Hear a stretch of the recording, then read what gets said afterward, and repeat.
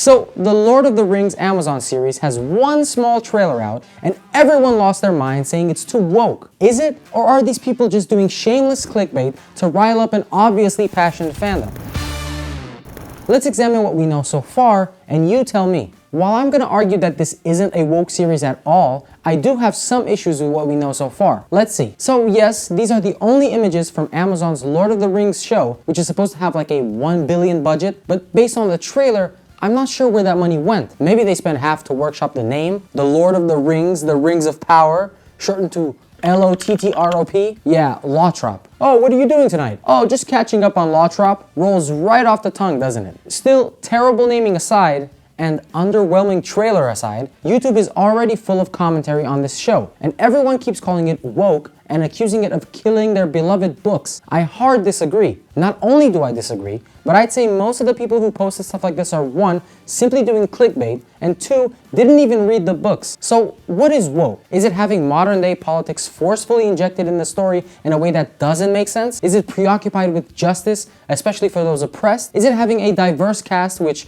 for some reason, really grinds some people's gears? From what I'm seeing, woke gets thrown around a lot whenever people disagree with actor choices, like colorblind casting, or when the fans don't agree with the type of politics the characters spew. Anyway, to call this Lord of the Rings show woke and accuse it of pandering is literally to not have read the source material. This show can't be woke because that's the wrong term to use for it. If it has modern day politics, that will still make sense in the lore. You see, this show is based during the best part in the history of elves and mankind, so it's likely you'll see characters with so-called modern values. Why?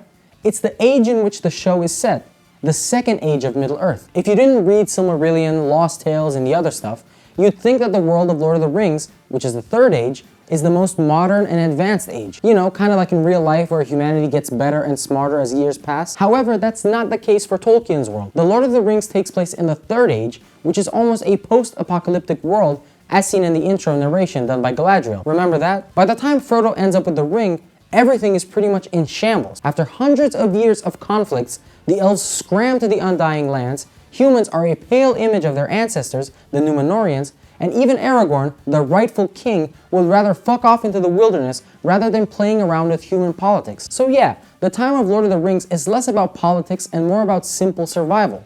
It's black and white conflicts, mostly guided by, we need to keep the orcs away and get some bread to it. That's why you see so little political conflict and manipulation, because everyone is just focused on basic survival. By contrast, the Second Age, which lasted for 3.5 millennia, was an age where mostly everything got better. By the time Sauron started pulling tricks, this world was basically an utopia with universal basic income. Elves and humans lived in somewhat peace, sometimes working with each other, and since there were no more external threats like a Dark Lord, they mostly turned on each other based on racism, classism, and so on. Enter politics and power plays and all the stuff that makes a good drama. Elves look down on dwarves because they're not really God's creatures, but were made by one of the lesser deities.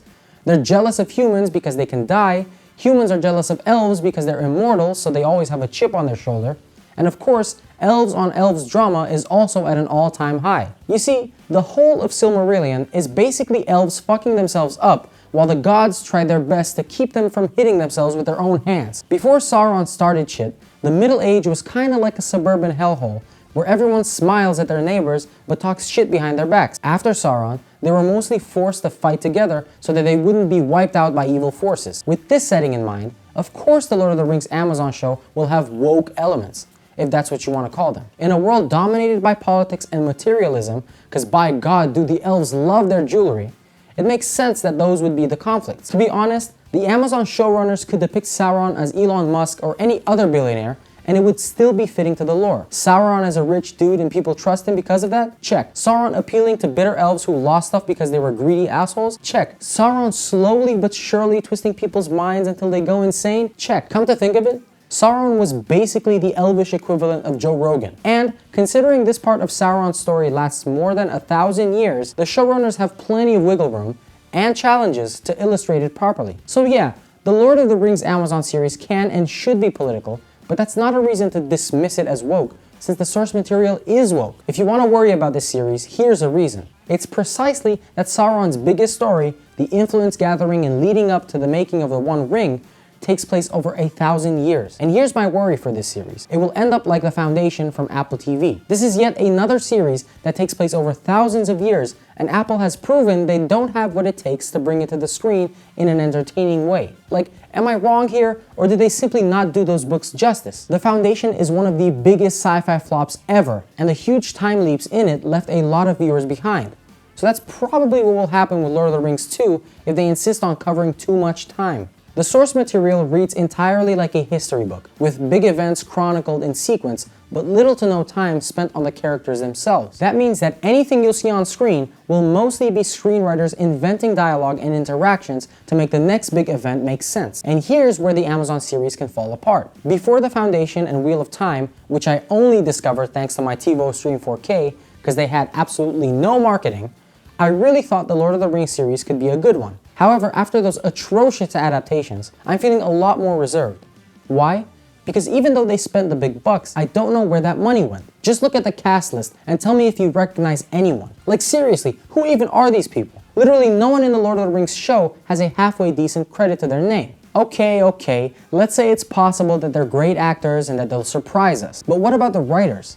I wanted to find out who's writing the Lord of the Rings series, a show based on the biggest, most influential book series of all time. First off, you have Jason Cahill, who has the most impressive resume, but I don't think he's by any means overqualified for this gig. He wrote 3 Sopranos episodes, 2 Fringe episodes, and 4 Halt and Catch Fire episodes. So you have 2 realistic shows and 1 sci-fi series, and here he's supposed to bring to life one of the most difficult books in fantasy. Okay. Then you have Justin Daubel, who probably met the previous guy on set. Daubel also has a credit for 1 Fringe episode. He also did an episode of Almost Human, 1 for Into the Badlands, and like 4 episodes of Stranger Things. Not bad, but not the huge resume I'd expect to see for someone heading into such a huge project as this. Like, what do you think? Shouldn't they have more experience? Anyway, I do have high hopes for another of the writers, Jennifer Hutchinson. She has a few Breaking Bad and Better Call Saul episodes under her belt, and that's the type of experience that's needed here. I might be nitpicking here, but seriously, for the biggest fantasy property in forever,